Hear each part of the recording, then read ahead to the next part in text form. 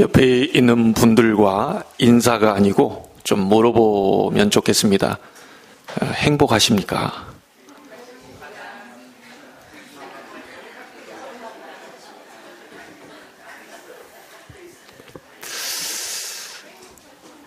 왜 이 질문을 던지라고 얘기했냐면요. 하나님이 주중에 저보고 물으셔요. 제 목사야, 너는 진짜 행복하냐? 그러면 행복하다면 무엇으로 행복하냐? 너의 행복의 내용이 뭐냐? 곰곰이 생각해 보니까 일단 제가 좀 잘 돼야 되겠고, 우리 아이들도 속 썩이지 않고 잘 했으면 좋겠고, 우리 교회도 날로 부흥이 돼서 미자립을 살렸으면 좋겠고,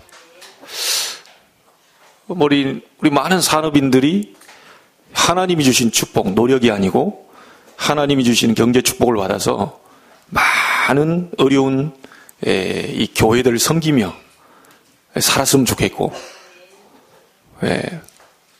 여러분은 아멘이라고 지금 하셨는데요. 그 질문을 이렇게 하면서 하나님은 아니라고 얘기하시더라고요. 그게 틀린 행복이라고 얘기하시더라고요. 그러니까 네가 한계가 온다. 그러니까 네가 어려운 것이다. 그러니까 나중에 몸부림쳐도 안 되는 거다. 그렇게 얘기하시는 거예요. 네가 말한 행복의 내용들이 틀린 건 아니지만 하나님이 원하시는 행복은 아니라는 거예요. 그러면 하나님 뭡니까? 이 목사가 잘 되고 교회가 잘 되고 렘넌트가 잘 되고 우리 산업인들이 복을 받아서 막 섬기고 헌신하면 좋지 않겠습니까? 내가 반문을 했죠. 그럼 하나님 뭘 원하십니까? 교회가 안 되기를 원하십니까? 성도들은 다 힘 빠져가지고 막 다 눈이 풀리기를 원하십니까? 아니면 어디 가서 다 이게 망하기를 원하십니까? 제가 반문을 했다니까요. 도대체 뭘 하나님은 원하시냐? 그럼 어떤 게 하나님 행복입니까? 그냥 딱 간단하게 한마디로 제 양심에 그냥 다 필요 없고 그냥 나는 너와 함께 하기를 원한다. 다 필요 없어. 우리가 부모에게 효도한다는데 우리는 이렇게도 효도하고 저렇게, 그건 자식 기준이죠. 부모는요, 그냥 함께 있기를 원하는 거예요. 그렇죠? 행복이 다른 게 필요 있습니까? 그냥 하나님이 함께 하기를 원하는 거예요. 원래 인간은 그렇게 만들었어요. 원래 인간은 하나님이 함께 하도록 하면서 행복하도록 만들었어요. 근데 우리는 행복을 착각하고 있는 거죠. 돈이 많이 벌리면, 건강하면, 이렇게 애들이 공부를 잘하면, 그 세상 불신자들과 똑같은 그 기준이거든요. 그러면 건강하지도 말고 공부도 잘하지도 말고 그런 말이 아닙니다. 하나님이 원하시는 것은 내가 너와 함께 있고 싶다. 그냥 그걸로 끝이다. 행복의 모든 것이 하나님을 누리는 데서부터 시작되는 겁니다. 저는 제가 예전에 행복한 것은 제가 하고 싶은 걸 했을 때 행복했어요. 제가 원하는 것을 했을 때 행복했어요. 제가 막 이렇게 뭔가 꿈에 그리던 이런 것들, 이게 성취되어졌을 때 저는 행복했습니다. 근데 요 근래 하나님이 저를 좀 바꾸고 계시는 것은 정말 하나님이 원하시는 것에 행복한 목사가 되도록 하나님 앞에 기도하고 있거든요. 하나님, 복음과 전도에 행복하게 해주십시오. 육신적인 거 조금 재미없어도 복음과 전도에 행복하고 재미있게 해주십시오. 내가 하고 있는 좋아하는 것보다 하나님이 원하신 복음에 더 재미가 있게 해주십시오.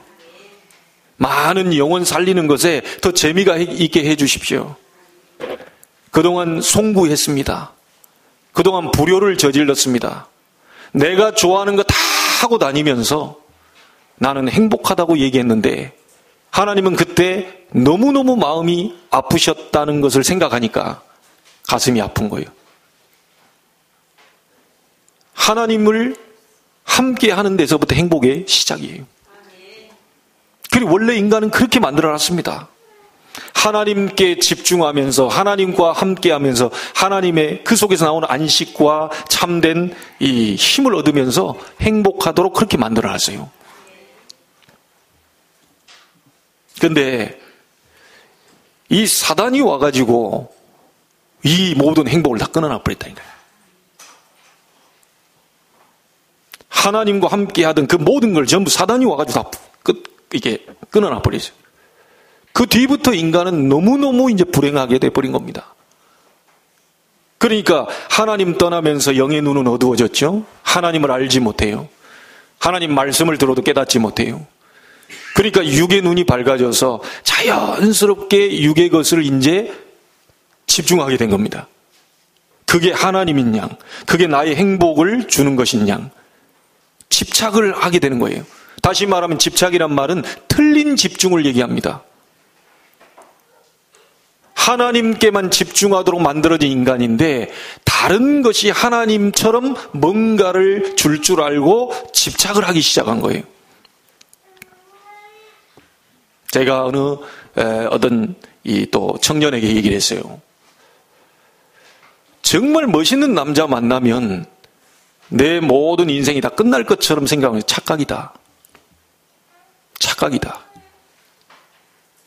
결혼하면 모든 게 다 문제가 끝날 줄 알고 파라다이스, 아주 낙원처럼 굉장히 구름 위에 떠다니는 것처럼 될 것이라고 생각을 해서 결혼을 했더니 완전히 정반대 인간이라.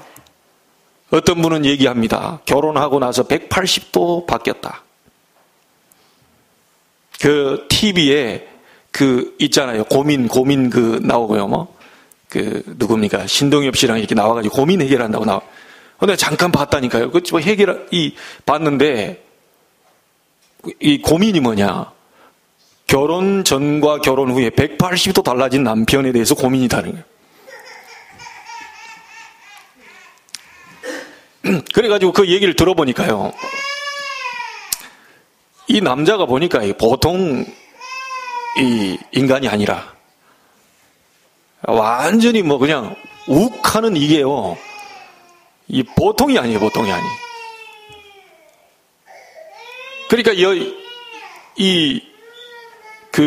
여자분이 저 남자 이거 하는데요. 막 순간순간 움찔움찔 한다는 거예요. 왜냐?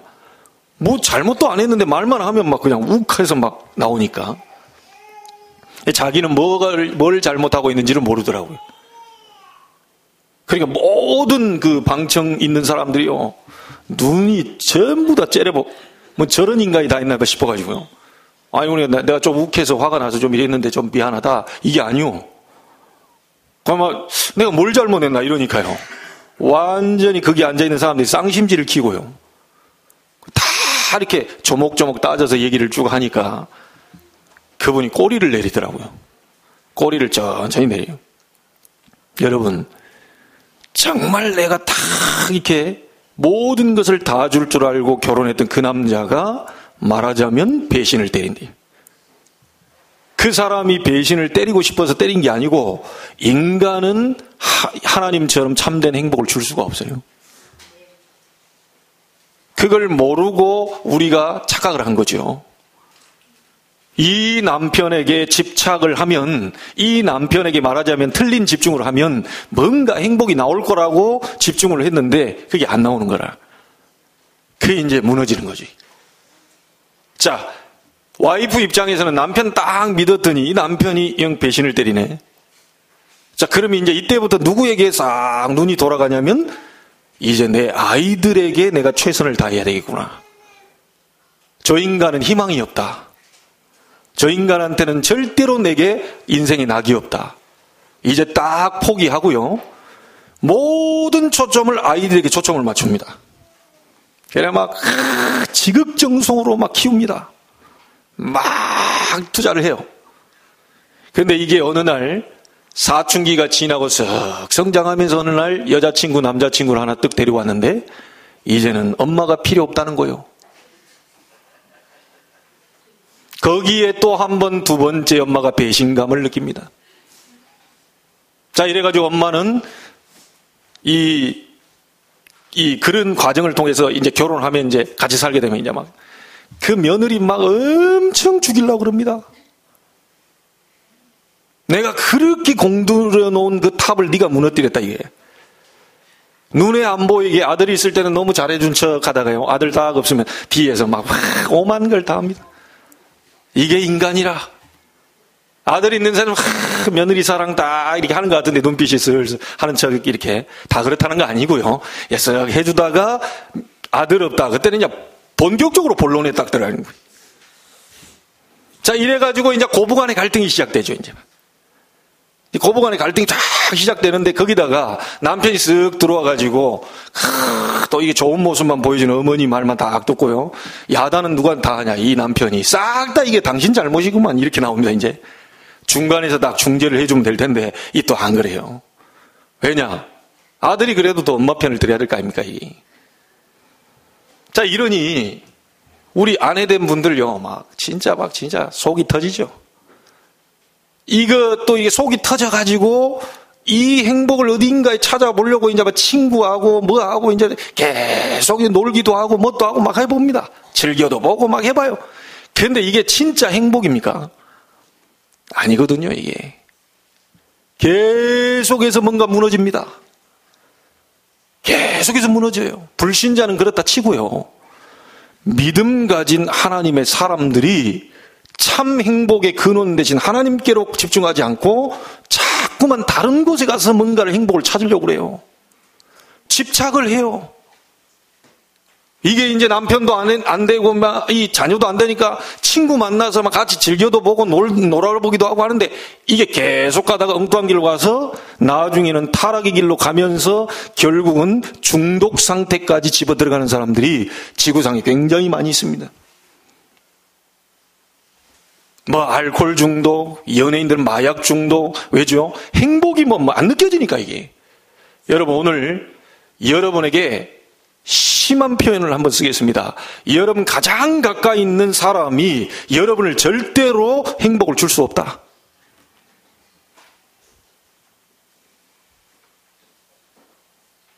그거 오늘 딱 답내고 가셔야 돼요. 내 옆에 있는 사람에게 뭔가 행복을 찾으려고 하는 그 자체가 벌써 내가 착각인 거예요. 성경은 그렇게 말하고 있지 않습니다.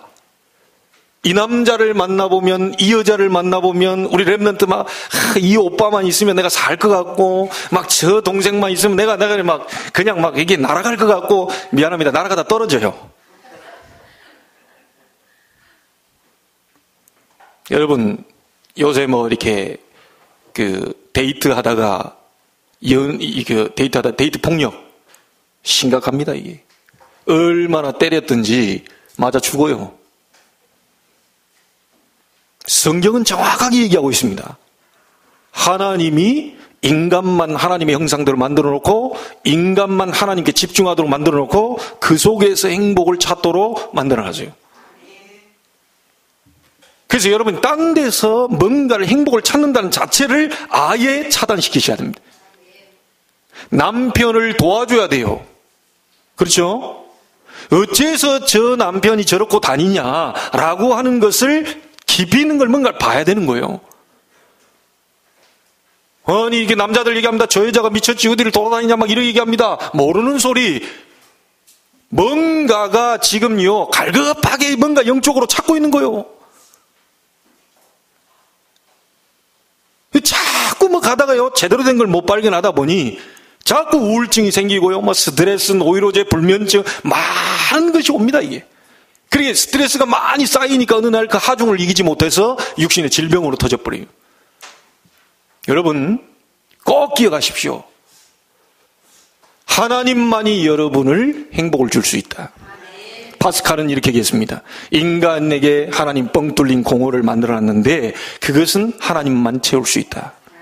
그런데 사람이 그걸 채워보려고 술로, 도박으로, 마약으로, 쾌락으로 많은 걸 집어넣는데 그것은 마치 갈증이 생길 때 바닷물을 들이키는 것과 같다. 갈증이 생기는데 생수를 넣어야 이게 해결이 될 텐데 생수를 안 넣고 물은 물인데 비슷한 물인데 자꾸 바닷물을 들이켜요. 먹어도 갈증 생겨요. 또 먹어도 갈증 생겨요. 생수를 마시지 않는 한 그 갈증은 해결이 안 되게 되어 있습니다. 진짜 행복하기를 원하십니까? 하나님을 바라보세요. 그 어떤 것도 여러분에게 행복 줄 수 없습니다. 돈이 잠시 잠깐 위로와 행복과 편리함은 줄 수 있어도요, 행복은 안식은 줄 수 없어요. 돈 갖고도 우울증 걸린 사람이 있어요. 그렇죠? 돈 갖고도 불면증에 시달린 사람이 있습니다. 돈을 엄청 많이 벌어놨는데 늘 불안에 사로잡힌 사람이 있어요. 절대로 돈이 인생의 문제를 해결해 줄 수가 없어요. 여러분의 불안과 염려와 모든 두려움과 낙심과 포기와 좌절과 막 자살하고 싶은 마음까지 드는 이 마음을 하나님이 어루만지셔야 돼요. 제가 지금 시계가 없어서 시계 한참 일본 선교사님이 시계 하나 줬는데 이게 너무 땡겨가지고 내가 못 차고 다니는데 이게 너무 땡기더라고요. 줄이 이게 좀 짧아가지고. 그래서 이제 일본 선교사님 주셨으니까 미래의 선교사 우리 바울 선교사에게 좀 줄 맞춰가지고 줄까 막 이런 생각을 이러는데 여러분 시계 고장 나면 어디로 가야 됩니까? 시계 고장 났는데 주유소 갈래요? 시계에다가 휘발유 좀 뿌려주면 됩니까 이게? 시계 고장 났는데 어디 뭐 분식집에 갖고 가지고 뭐 좀 약간 시계를 넣어서 떡볶이하고 버무리다가 좀 빼내면 그 됩니까 이게? 시계 고장 나면 시계방으로 가야 돼요. 인간은 하나님이 만드셨기 때문에 창조주 하나님께로 가야 되는 겁니다. 다른 이로서는 구원을 얻을 수 없나니 천하 사람 중에 구원을 얻을 만한 다른 이름을 우리에게 주신 일이 없음이니라. 여러분을 구원시키려고 예수 그리스도를 이 땅에 보내신 거예요. 여러분을 살리시려고 예수 그리스도 보내신 거예요. 여러분의 어둠 가운데 모든 어둠과 흑암의 세력을 완전히 꺾어버리기 위해서 참빛 대신 그리스도를 보내신 거예요. 그게 성경의 말씀입니다. 구약은 뭐냐? 옛 약속 아닙니까? 그리스도를 보내겠다는 약속이에요. 신약은 뭡니까? 새로운 약속 아닙니까? 그리스도가 오셨다는 얘기입니다. 자, 바울이 기록한 14권의 서신은 뭐죠? 이 그리스도 이름으로 자꾸 나갔더니 현장에서 놀라운 하나님이 역사를 보이셨다는 거예요. 계시록은 뭐죠? 막 이상하게 계시록 풉니다. 신천지가 이 계시록을 이상하게 푼대요. 이상하게 풀 필요 없어요. 그 그리스도 안에 있는 자는 절대로 망하지 않는다. 새 하늘과 새 땅으로 안전하게 인도할 것이다. 자, 그건 끝입니다. 7 교회를 붙잡고 7별 주의 종들을 붙잡고 있는 열면 닫을 자가 없고 닫으면 열 자가 없는 그이가 가라사대 확실하게 교회를 붙잡고 있고 주의 종을 붙잡고 있고 여러분을 붙잡고 있는데 그 하나님 앞에 모든 답이 다 있다는 거예요. 근데 그 하나님을 만나는 길이 없잖아요. 우리 육을 가졌기 때문에 영이신 하나님 만날 수 없어요. 그래서 그리스도 예수를 보내시고 그 이름으로 하나님 앞에 나올 수 있도록 담대하게 갈 수 있도록 길을 열어놔버린. 그래서 여러분이 예수 그리스도 이름 불러버리면 하나님의 성령이 역사하게 돼요. 예수 그리스도 이름 불러버리면 여러분의 모든 우울함이 무너지게 됩니다. 자, 이게 성경의 말씀입니다. 이건 어느 종교에서 얘기하는 게 아니에요. 종교가 나쁜 게 아니에요. 절대로 사단을 꺾을 수가 없어요. 절대로 재앙 무너뜨릴 수 없고요. 지옥 갈 운명 바꿀 수 없어요. 하나님이 그리스도를 보내사 사단과 재앙과 여러분이 영원히 갈 지옥의 모든 흑암 권세를 꺾어버렸다.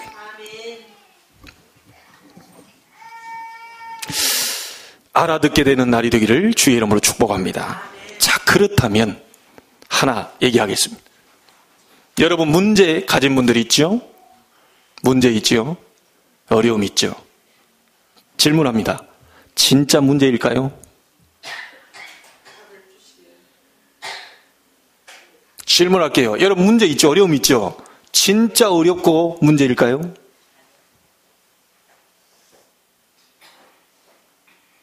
답 내셔야 됩니다. 진짜 문제를 찾아내야 돼요. 왜냐? 아이들이 공부 잘하는 아이는 문제 제대로 봐야 돼요. 1번이 답이구나. 문제를 제대로 봐야 답이 나오지. 문제를 틀리게 봤는데 틀린 답이 나올 거 아닙니까? 우리 랩너 잘 알죠? 한 칸씩 밀렸어가지고 다 틀려버린 거. 제대로 봐야지, 제대로. 자기는 열심히 잘했다고 다 열심히 써놓고 남보다 10분 먼저 딱 나오는데 빵점 나와버렸어. 왜냐? 밀렸었어요. 근데 어쩌다가 이제 그 자리가 1번, 2번이 맞아가지고 그냥 한 10점, 20점 나온 거예요. 문제를 제대로 봐야 돼요. 여러분 문제 있을 겁니다. 어려움 있을 겁니다. 영적으로, 마음적으로, 육신적으로 병든 부분도 있을 거예요. 그러나 그 문제 아닙니다. 진짜 문제가 뭔지 아십니까? 그렇게 될 수밖에 없는 나의 영적 상태라. 그걸 문제로 볼 수밖에 없는 하나님 떠난 나의 영적 상태라. 돈도 문제가 안 되고 육신도 문제가 안 되고 아무것도 문제가 안 되는데 그걸 모르고 있는 나의 영적 상태라. 그래서 가장 근본 문제가 뭐냐면 하나님을 떠나 있는 상태입니다. 하나님과 함께 하질 않아요. 엄한 방법을 다 쓰는 거죠. 오늘 끝내시는 날이 되기를 주의 이름으로 축복합니다. 이거 알아들어버리면 여러분 문제는요, 단번에 1초 만에 끝나버립니다. 그러면 뭐 돈이 들어온단 말입니까? 아니요. 아무 문제가 해결이 안 되고 있는데 끝나버렸어요. 왜? 하나님이 답이기 때문에. 그렇죠? 그래서 하나님은 광야 40년 동안 함께 하시면서 모세를 통하여 쓸데없는 싸움을 하지 말라. 이 얘기를 하고 있는 겁니다. 쓸데없는 것에 집중하지 마라. 네가 직장이 문제냐? 그거 아니다. 이게. 내가 너와 함께 하겠다. 네가 지금 뭐가 좀 잘못되어 있냐? 그게 문제가 아니야. 나를 바라보라. 여호와를 청종해라. 오직 여호와를 앙망하는 자 새 힘을 얻게 될 것이다. 예수님도 마지막 기도 제목 딱 하나입니다. 오직 성령이 너희에게 임하시면 권능 받고 증인될 것이다. 예루살렘이 언제 회복됩니까? 그건 너희 알 바 아니다. 그건 아버지의 고난에 두셨으니 너희 알 바 아니다. 성령의 충만함을 주옵소서. 이 얘기를 계속 하는 겁니다. 쓸데없는 곳에 힘을 낭비하지 마라. 이 말은 뭔 말입니까? 대적을 유익하게 하지 마라. 여러분이 쓸데없는 곳에 낭비하고요, 하나님께 집중하지 않고 딴 데 집착을 가고 있고 이러면 우리의 대적이 있어요. 요한복음 8장 44절에 보니까 불신자에게는 너희 아비마귀, 기독교인 된 우리에게는 너희 대적마귀. 베드로전서 5장 8절이 그렇게 나와 있죠. 너희 대적마귀가 우는 사자처럼 두루다니며 삼킬 자를 찾는다.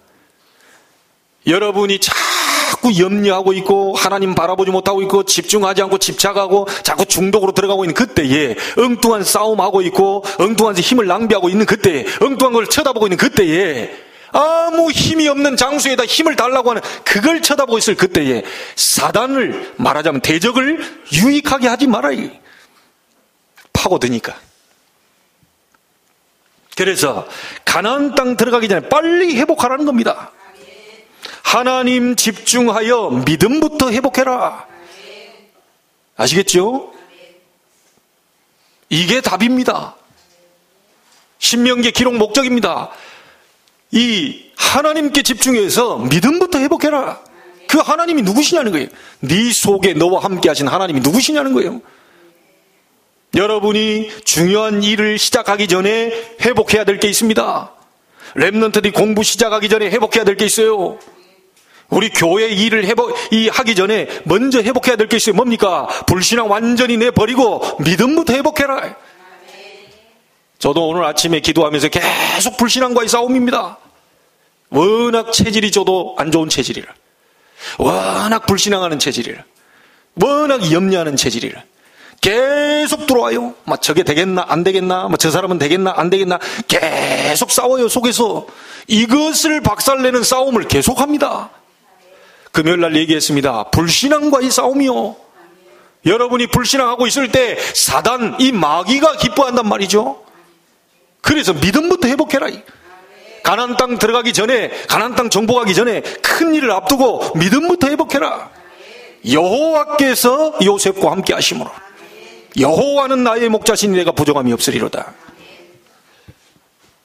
지금까지 함께 하신 하나님을 못 믿겠냐? 이겁니다.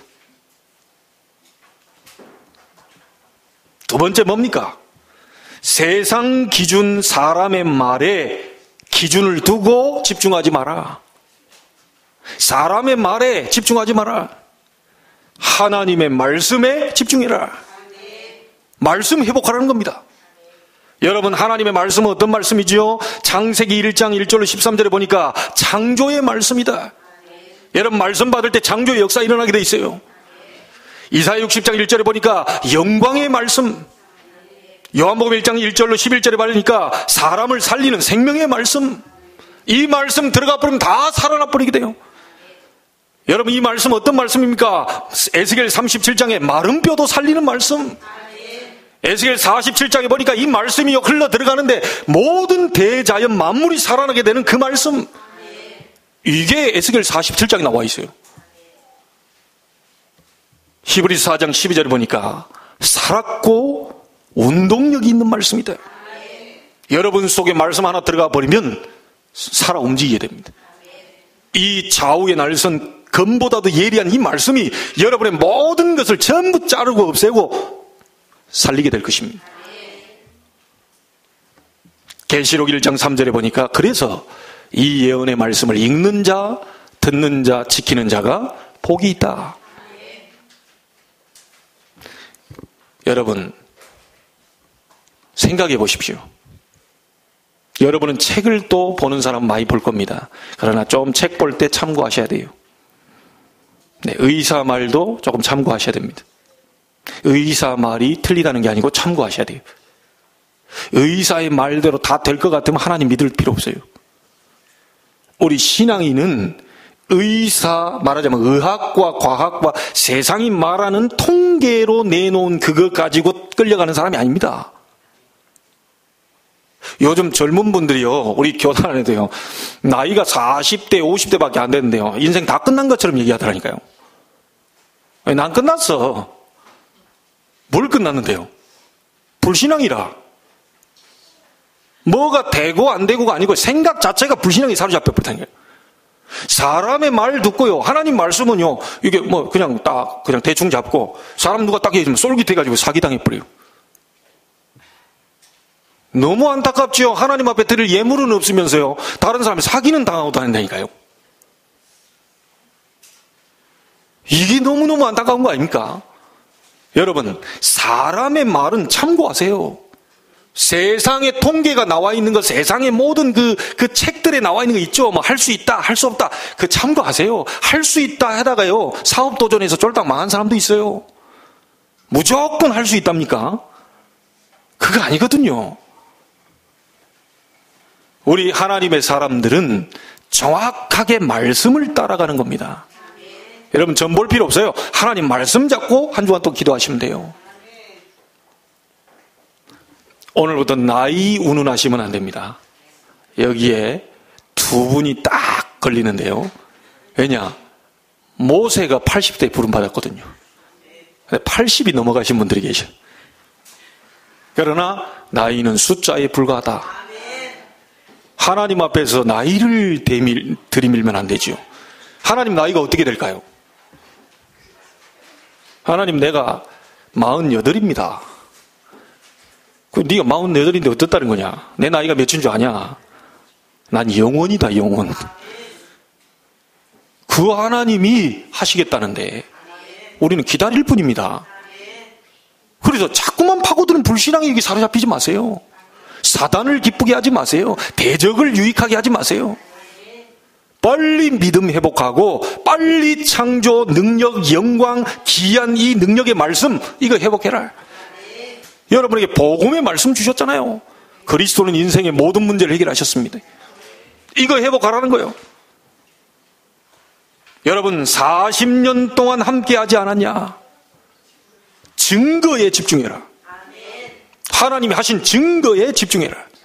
증거를 회복하고 들어가라. 지나온 날들 다 돌아보세요. 여기까지 인도하신 에베네셀의 하나님을 찬양하지 않을 수가 없습니다. 다 죽어 마땅한데 살아있어요. 여러분, 속으로 겉으로 전부 이게 막 더러운 많은 것들 갖고 있는, 죄 지은 사람은 반드시 죽어야 되는데, 그럴 것 같으면 수백 번도 죽어야 될 나를 살려두셨어요. 은혜죠, 은혜죠. 예, 은혜예요. 그 은혜로 사는 겁니다. 오늘 2장 7절에 보면요, 40년간 함께 하신 하나님에 대해서 나옵니다. 어디서요? 2장 1절에 완전히 죽게 된 홍해에서 함께 하셨어요. 2장 1절에 또 나오죠. 어디요? 어려움 당하던 세일산에서 함께 하셨어요. 여러분이 세일산에서 제가 조사를 좀 해봤는데요, 그 호리 족속이 살고 있었는데 이 에서가 거기를 들어가가지고 그 호리 족속을 박살냈어요. 근데 그 호리 족속이 살고 있을 때 세일이라고 하는 이 사람이 그 이름을 가진 사람이 있는데, 그래서 그 호리 족속의 이 지명을 세일이라고 이름을 붙인 거예요. 자기 이름을 따서. 근데 에서가 들어가가지고 박살내버렸잖아요. 그게 에서의 후손이 누굽니까? 에돔 아닙니까? 에돔 족속들 아닙니까? 그래서 세일과 에돔은 같은 이거라고 보시면 돼요. 근데 세일산이라고 표현했는데요, 좀 정확하게 얘기를 하자면 히브리어로 산, 언덕, 산지 이런 걸 하르라고 똑같이 표현합니다. 언덕도 하르, 산도 하르, 그다음에 산지도 하르, 다. 그러면 언덕보다 큰 게 뭐죠? 산입니다. 산보다 큰 게 뭐죠? 산지입니다. 근데 지금 여기 세일산이라고 표현하는데요, 엄밀히 따지면 세일산지가 맞아요. 지명으로 보면요, 무려 이 이게요, 얼마나 이게 있는지, 100마일. 그걸 키로수로 계산해 보니까 160km나 뻗어 있어요. 그 세일산지가. 우리나라로 보면 인천에서 대전 조금 못 가네요. 대전까지가 174km거든요. 인천에서 174km보다 조금 못 갔으니까 160km까지 세일산지가 뻗어 있는 겁니다, 지금. 그 험악한 산악을 지나갈 때 지금처럼 사륜구동으로 해서 엄청나게 좋은 차를 타고 막 가고 가는 그것도 아닙니다. 이 어린애들 데리고 막 가는데 그 험준한 산령을 막 산악지대를 가는 그 상황 속에서도 하나님이 함께 하셨다. 죽이지 않고요. 2장 1절은 또 뭡니까? 광야에서 어려움 당할 때마다 하나님이 함께 하셨다. 1장 19절에는 그 광야를 뭘로 표현하냐면요, 크고 두려운 광야라고 기록되어 있어요. 제가 이스라엘 성지순례 갔는데요, 차 타고 100km로 밟는데 이스라엘의 이 광야를 차 타고 100km로 달려요. 거기만 이제 아스팔트 이거 깔아놔가지고 쭉 달리는데요, 아무것도 없어요. 계속 몇 시간째 달려가는데도 아무것도 없어요. 이 크고 두려운 광야, 이게 지금 우리는 그냥 말로 표현하는데요, 엄청나게 어려운 곳입니다. 그곳이 물도 없지, 식물도 없지, 잠잘 곳도 없지, 이런 장소를 하나님이 지금 끌고 가시는 겁니다. 지금 여러분 인생, 광야길 같은 인생, 누가 몰라주는 인생, 외로운 인생, 쓸쓸한 인생, 굉장히 우울증에 막 걸릴 정도로 막 심각한 인생이라 할지라도 하나님은 40년 동안 이스라엘을 먹여 살렸던 것처럼 너와 내가 지금 함께하고 있다. 속지 않게 되길 주의 이름으로 축복합니다. 그래서 쓸데없는 싸움을 하지 마라. 누구를 위한 싸움인지 아셔야 됩니다. 2장 4절에 광야 가는 길에 두려워하지 마라. 두려워하면 누가 기뻐하겠죠? 광야길 가는 길에 5절에 다투지 말라. 자꾸만 다투면, 말도 안 되는 거 가지고 자꾸 다투면 누가 기뻐합니까 도대체? 여러분, 지금부터 다투려면요, 내가 먼저 지교회를 해야 되고, 내가 저 사람을 먼저 영접시켜야 되고, 야, 내가 먼저 도착했잖아, 너 저리 가 있어, 이런 싸움을 해야 돼요.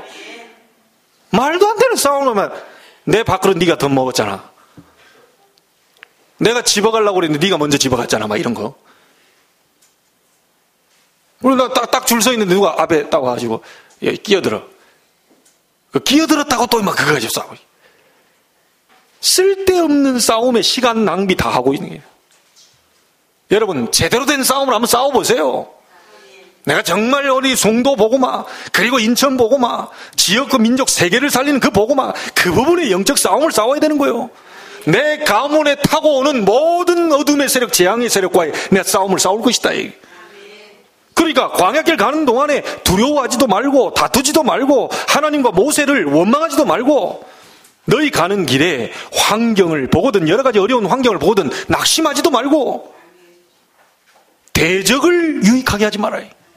하나님을 기쁘시게 하시기 바랍니다. 아무리 죽게 생겼어도 믿음을 고백하세요. 아무리 어려움 당해도 예수는 그리스도 인생의 모든 문제 결자 나와 함께 성령으로 가고 계신다. 그 기도할 때 응답 주신 그 응답을 가지고 도전하세요. 쓸데없는 싸움에 우리가 시간 낭비 다 하면 안 되잖아요.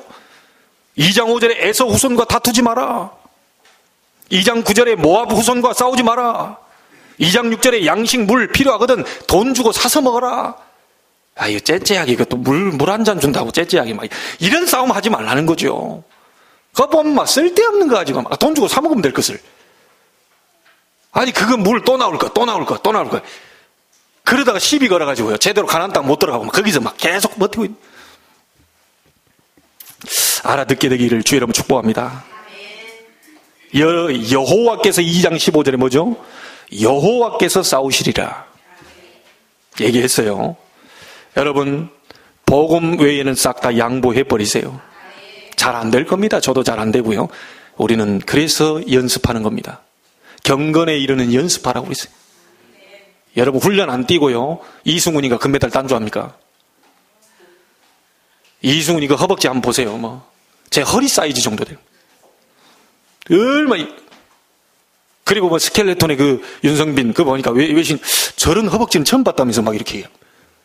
그러면 그 4년 6년 동안 얼마나 갈고 닦으면서 이거 올리려고 막 계속 했다는 얘기죠.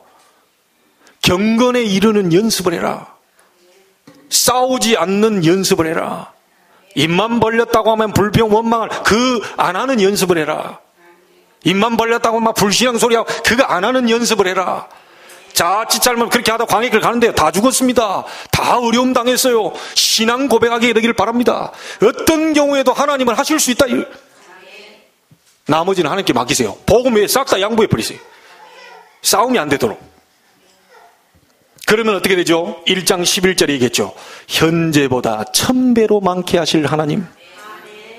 우리에게 복을 주시기를 원하시는 하나님. 이게 하는데 너무 기분 좋은 거예요. 복 주신데, 야, 이게 복이라면 기분, 우리 한국 사람은 자다 벌 때 일어나요? 심지어 막 베개자도 복자 양쪽에다 붙여가지고 막 누워있잖아요. 복자 해가지고 막 방석에도 깔고 하는 거예요. 복이라면 너무 좋아해. 그런데 성경에 보니까 복 얘기가 너무 많이 나와. 하나님이 복을 주시기를 원하신다. 너무 감사합니다. 여러분, 아무것도 아닌 것처럼 보이지만 지금부터 여러분 가정, 직장, 학교로 돌아가거든 불필요한 싸움을 싹 다 없애버리고 진짜 싸움을 시작해라. 에베소 교인들에게 얘기합니다. 에베소 6장 12절에 우리의 싸움은 혈과 육을 상대하는 것이 아니다. 하늘에 있는 악의 영들을 상대합니다. 여러분 불신앙 자꾸 조장시키고요. 미디안을 멸해버리라는 얘기 아시죠? 그 미디안 사람이 아닙니다. 자꾸만 뭔가가 배후 위에서 조종을 해요. 요 세력을 박살내라. 참 저는 인터넷 보면서 참 많이 안타까워요. 인터넷에 보면요 그 사람들이 예수 믿는 사람들인 것 같기도 한데요. 입만 벌렸다면 장로 욕하고 목사 욕하고 교회 욕하고 물론 잘못한 것도 있겠죠. 막 난도질을 해놨어요. 자 이렇게 되면 어떻게 되죠? 기독교만 무너지는 겁니다. 자 이렇게 되면 어떻게 되죠? 사단만 기뻐해요. 사람들 뭐 모르고 막 목사 어쩌고 욕하고 장로 뭐 욕하고 막 그냥 권사 욕하고 권사는 안 나오더라고요. 근데 장로만 나와요. 그 사람들이 권사가 있다는 걸 몰라서 그런지 몰라도 뭐 장로 뭐 이렇게 막 목사 이게 대부분 욕하는 건 목사 욕 많이 하고 근데 안수집사 욕 안 나오더라고요. 모르니까 사람들이 뭐 직분을 모르니까 그냥 장로 목사 이렇게 대표자예요. 네, 대표자예요. 이 사람들 계속 욕하는 거예요. 막 욕을. 사단 마귀만 기뻐해요. 절대 여러분 혹시 뭐 글 쓰고 싶다 할 때 쓰지 마세요. 실명제 제가 확인해가지고 누가 썼는지 확인을 좀 한번 해봐요. 그러니까 딱 익명으로 썼는데 다 조사해야 돼. 하나님 앞에 다 일러 바치고 막 그래야 돼. 여러분, 그거 완전히 마귀만 기뻐하게 되는 겁니다. 하지 말아야 돼요. 가능하면 교회 와서요, 율법 다툼하지 마세요. 뭐가 그러니, 뭐 옳으니, 맞니, 틀리니, 내 생각에는 어쩌고 저쩌고, 율법 다툼하지 마세요. 마귀가 얼마나 기뻐하는지 모릅니다. 부모 앞에서 자식이 싸우고 있어 보세요. 그 부모 마음 막 가슴에 못 박는 거죠, 그거. 하나님 앞에서 자꾸 싸우고 있어요, 자꾸. 좋은 얘기만 해줘도 시간이 부족할 판인데.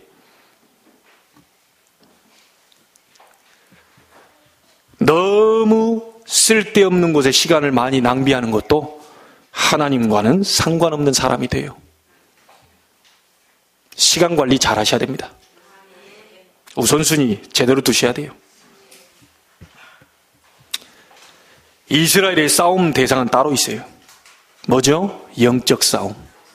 그죠? 가나안 들어갔을 때 하나님 모르고 다른 쪽에 지금 하나님인 것처럼 섬기고 있는, 말하자면 사단 숭배하고 있는 우상과 미신과 잡신과의 싸움입니다. 그리고 우리 후대를 위한 불신앙의 싸움이요. 우리 어른들이나 저나 정말 우리가 불신앙해버리면 우리 후대들이 그 속에 빠져서 헤어나오질 못해. 그래서 불신앙과의 싸움입니다. 나만이 아니고 우리 어른들만이 아니에요. 자라나고 있는 후대들이 제대로 보고 자랄 수 있도록 불신앙과의 싸움이. 여러분, 여러분의 우상은 뭡니까? 하나님보다 더 집중하는 것이 우상이. 하나님보다 더 행복한 게 있는 게 우상이에요. 하나님보다 더 막 강조하는 게 우상이래. 그 전부 우상 다 박살내고 여러분이 오늘 새로운 출발이 있게 되길 바랍니다. 결론을 짓습니다. 여러분은 복을 받은 사람들입니다. 복을 받을 자도 맞지만 복을 받은 사람들이다. 주중에 우리 기도 수첩을 통하여서 여러분에게 이 세 개만 얘기할게요. 불필요한데 쓸데없는 싸움은 이제 그만하시고요. 제대로 된 축복을 한번 받아보세요. 그 첫 번째가 뭐냐? 이삭을 보고 블레셋 사람 불신자들이 시기하고 질투할 정도로 응답받아 버렸어요.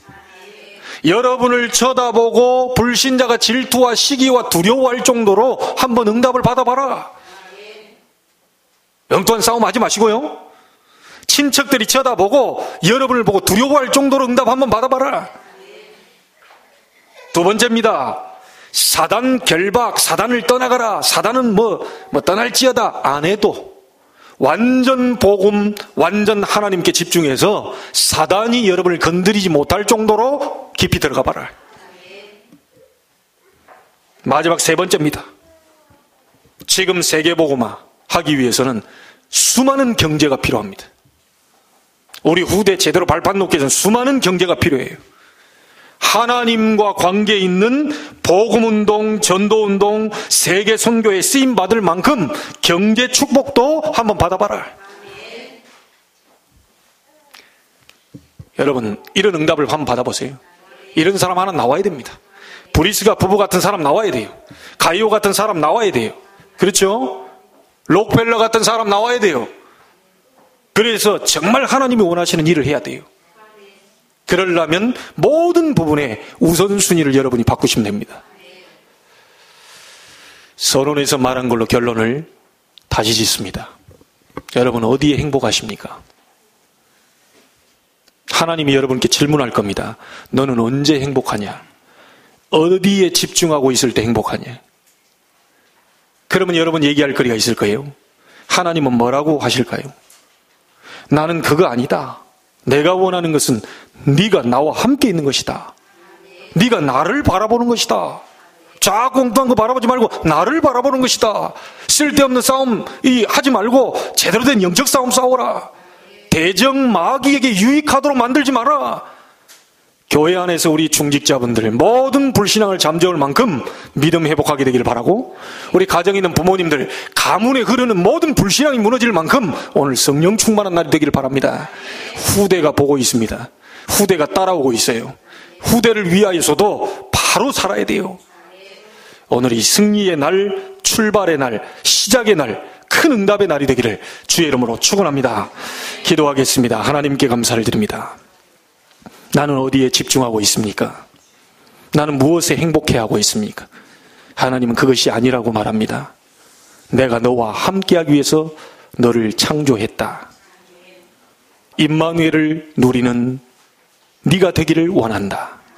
나머지 것은 내가 알아서 하겠다. 믿음 회복해라. 복음의 말씀부터 회복해라. 내가 너와 함께했던 수십 년간의 증거부터 회복해라. 그리고 엉뚱한 싸움에 휘말려 마귀를 기뻐하게 하지 말고 제대로 된 영적 싸움 싸워 하나님의 놀라운 축복을 받고 가난 정복하는 주역으로 서기를 원한다. 하나님은 이렇게 말씀하고 계십니다. 우리가 그 부름에 합당한 자로 믿음에 고백하는 날이 되게 하여 주옵소서. 살아계신 예수님의 이름으로 기도하옵나이다. 아멘.